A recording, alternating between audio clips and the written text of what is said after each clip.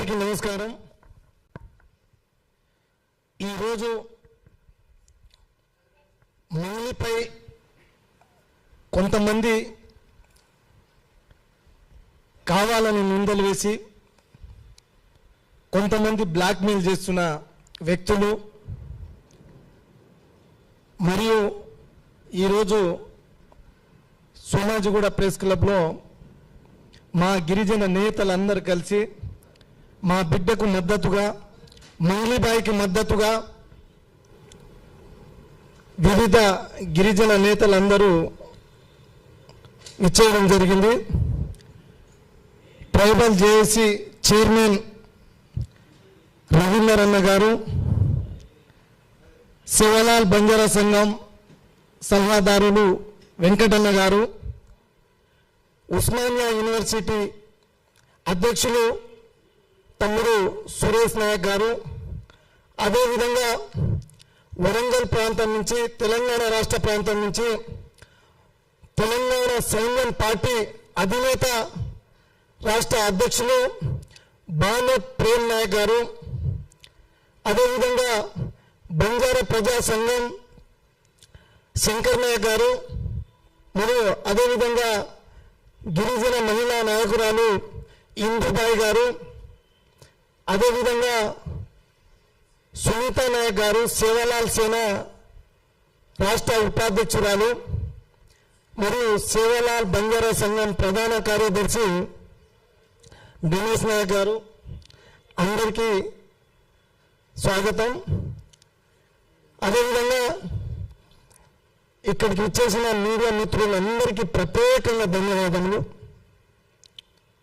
ముఖ్యంగా కొంతమంది మీడియా మిత్రులు అంటారు మంగ్లీబాయికి మద్దతు తగ్గిరా, మంగ్లీబాయి వెనుకల గిరిజన నేతలు ఎవరు లేరు అనేది ఈ 2 రోజుల నుంచి వార్తలు చూస్తూ ఉన్నాం. కానీ మంగ్లీబాయి వెనుకల, మంగ్లీబాయి సపోర్ట్గా, మంగ్లీబాయి మద్దతుగా ఇవన్నీ కాకుండా మంగ్లీబాయి ఎటువంటి ఆధారాలు లేకుండా మరి డీసీపీ గారు ఆమె ప్రమేయం లేదని చెప్పడం జరిగింది.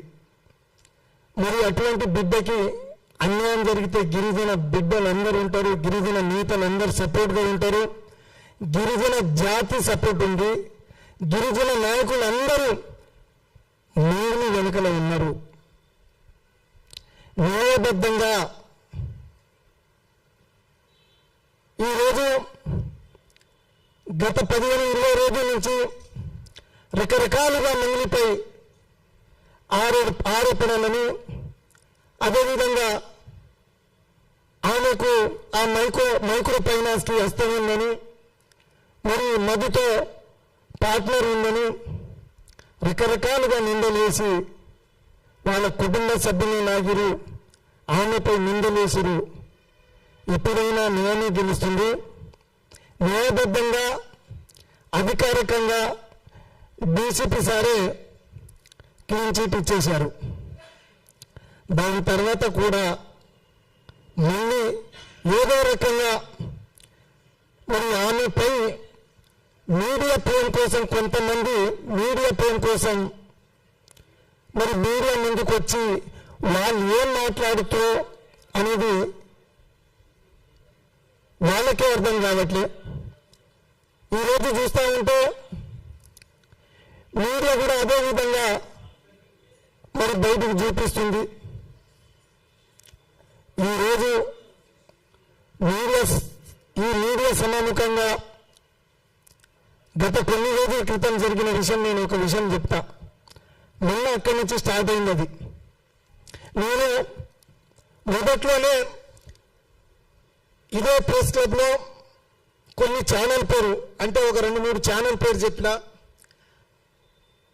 మరి ఈరోజు మళ్ళీ చెప్తున్నా. నేను ఆ రోజు చెప్పిన తర్వాత మరుసటి రోజుకే నాకు ఒక గిరిజన నేత నుండి మన తొలి వెలుగు ఛానల్ రఘు ఫోన్ చేయించి వారి యొక్క మీడియా స్టూడియో నుండి ఒక గిరిజన అబ్బాయితో కానీ గిరిజన నేతలతో కానీ నాకు ఫోన్ చేయించి బెదిరించడం జరిగింది. మళ్ళీ అక్కడి నుంచి మొదలైంది. ఆ రోజు నా దగ్గర ఎవిడెన్స్ ఉంది. మన తొలి వెలుగు రఘు ఛానల్ స్టూడియోకి సంపత్ మరియు అశోక్ రాథోడ్ వీళ్ళిద్దరు ఉండడం జరిగింది. 9:30 ఎగ్జాక్ట్లీ 9:30కు ఫోన్ చేయడం జరిగింది. బ్రదర్, మీరు రఘు ఛానల్ పేరు చెప్పడం కరెక్ట్ కాదు, మీరు రఘు పేరు చెప్పడం కరెక్ట్ కాదు, బాగుండదన్నారు.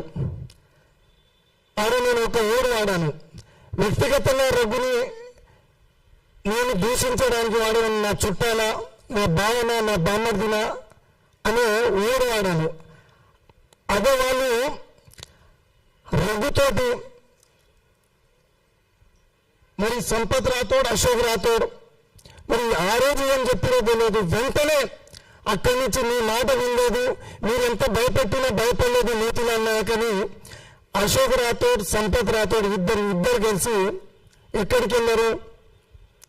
సినిమా ఇండస్ట్రియల్ అసోసియేషన్ ఆయన మన మందిని బ్యాన్ చేయాలి అని మీకు ఒక ఫిర్యాదు ఇవ్వండి, మన మీడియా వస్తుంది, మిగతా మీడియా వాళ్ళని కూడా నేను పిలుస్తానని ఆ రోజు ఒక పేపర్ రాపించి వీళ్ళిద్దరిని పంపించడం జరిగింది.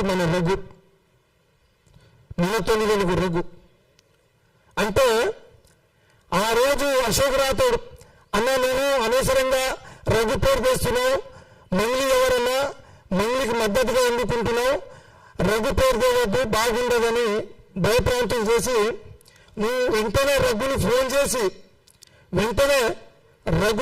చేసి నువ్వు సారీ చెప్పాలన్నాడు.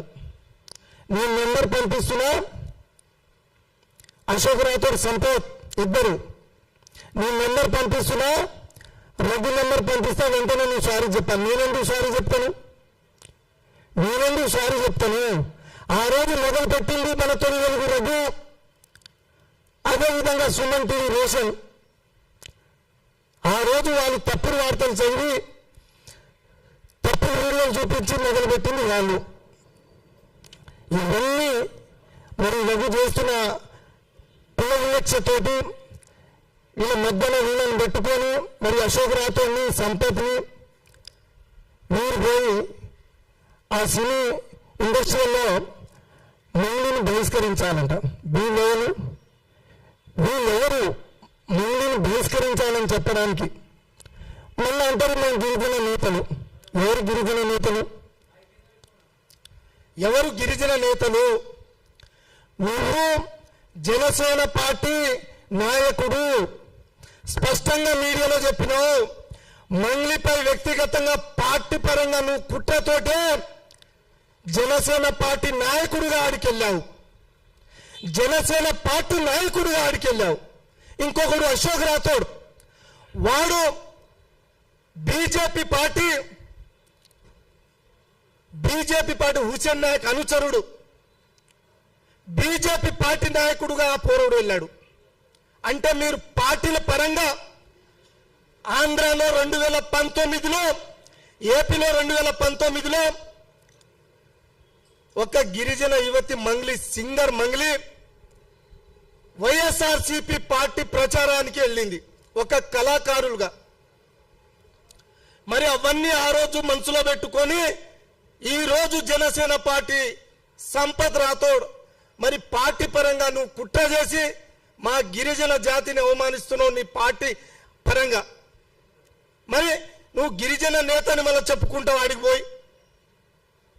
నువ్వు గిరిజన నేత అని నువ్వు గిరిజన పక్షాన కొట్లాడాలనుకుంటే దమ్ముంటే జనసేన పార్టీకి రాజీనామా చేసి ఇదే హైదరాబాద్ యూనివర్సిటీలో బిడ్డ గిరిజన నేతలు అందరూ ఉన్నారు, చర్చకు రా. దమ్ముంటే నువ్వు గిరిజన నేతల సమక్షంలో చర్చకు రా.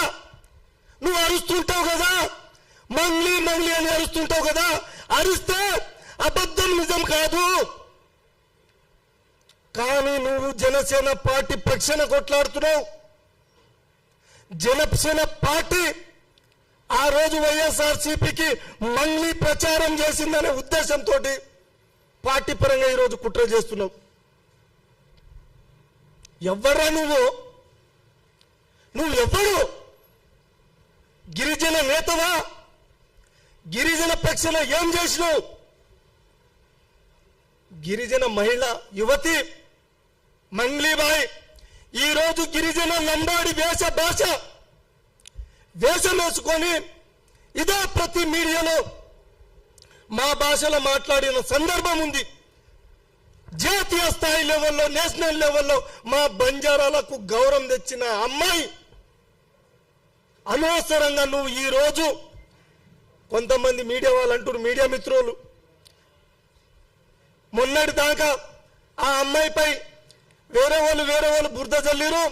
అదే మరి హేమాకాంత్ రెడ్డి, మరి వేరే సుబ్బారావు అడ్వకేటు, మరి తమ్ముడు ఈరోజు చూస్తే మీ గిరిజన నేత సంపత్ కదా, అశోక్ రాథోడ్ కదా. అంటే అయ్యా వీళ్ళు మా గిరిజన నేతలు గారు, వీళ్ళకి ఎటువంటి సంఘం లేదు, ఆ ఉస్మానియా యూనివర్సిటీతో అస్సలు సంబంధం లేదు. బిడ్డ నీ చరిత్ర తీస్తే సంపత్ రాథోడ్ గుర్తుపెట్టుకో, నువ్వు పిహెచ్డి స్టూడెంట్ అని స్కాలర్షిప్ తీసుకుంటున్నావు కదా, ఒక్కసారి సర్టిఫికెట్ చూసుకో బిడ్డ. అది బయటికి పెట్టాననుకో నువ్వు ఉండలేవు. ఈరోజు నువ్వు ప్రతి మీడియాలో ప్రతి చిన్న విషయానికి